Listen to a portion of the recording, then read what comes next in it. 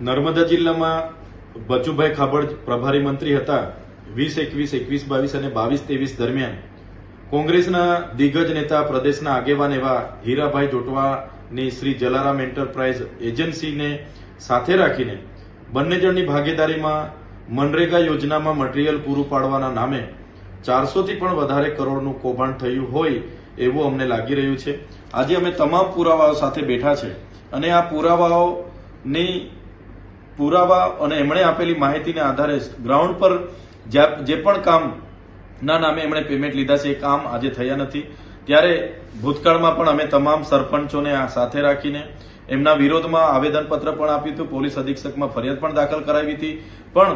મોટા કદના નેતાઓ હોવાના કારણે જે તે સમયે એમના માત્ર નિવેદનો લઈને, અધિકારીઓના નિવેદનો લઈને ભીનું સંકેલી દેવામાં આવ્યું હતું। ત્યારે આમાં સ્પષ્ટ દેખાય છે કે જે પણ માહિતી અમને મળી છે એમાં કરોડો રૂપિયાના પેમેન્ટો ચૂકવાયા છે, પણ એ સ્થળ પર આજે કામ થયેલ નથી। આ 21-22ની તમામ માહિતી છે, એમાં પણ દરેક પંચાયતોને લઈએ તો કરોડો રૂપિયાના પેમેન્ટો ચૂકવાયેલા છે, પણ એક પણ સ્થળ પર એ કામો થયા નથી। આ એજન્સીએ કોઈ પણ જગ્યાએ એક પણ ગાડી રેતી, કપચી કે કોઈ પણ જગ્યાએ રોયલ્ટી વાળા બિલો, જીએસટી વાળા બિલો મૂક્યા વગર પંચાયતોના નામે કરોડો રૂપિયા સેરવી લીધા છે। સરકારને અમારી વિનંતી છે કે આ એજન્સી શ્રી જલારામ એન્ટરપ્રાઇઝની જે પણ કામગીરી નર્મદા જિલ્લામાં થઈ છે એની જો તપાસ કરવામાં આવે તો 400 કરોડથી પણ વધારે કૌભાંડ બહાર આવે એવું છે। અત્યાર સુધી લોકોને માત્ર એવું હતું કે રાજ્ય સરકારના મંત્રી બચુભાઈ ખાબડ જ મનરેગા કૌભાંડમાં ઇન્વોલ્વ છે, પણ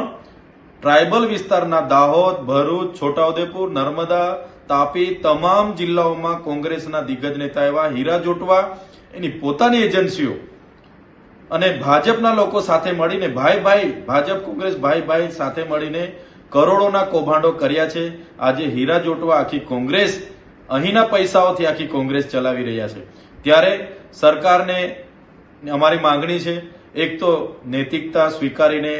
બચુભાઈ ખાબડને મંત્રી પદેથી દૂર કરવામાં આવે અને આ હીરાભાઈ જોટવાની જેટલી પણ એજન્સીઓ ટ્રાયબલ વિસ્તારોમાં કૌભાંડો કર્યા છે એમની તપાસ કરાવીને કડકમાં કડક કાર્યવાહી કરવામાં આવે એવી અમારી માંગણી છે।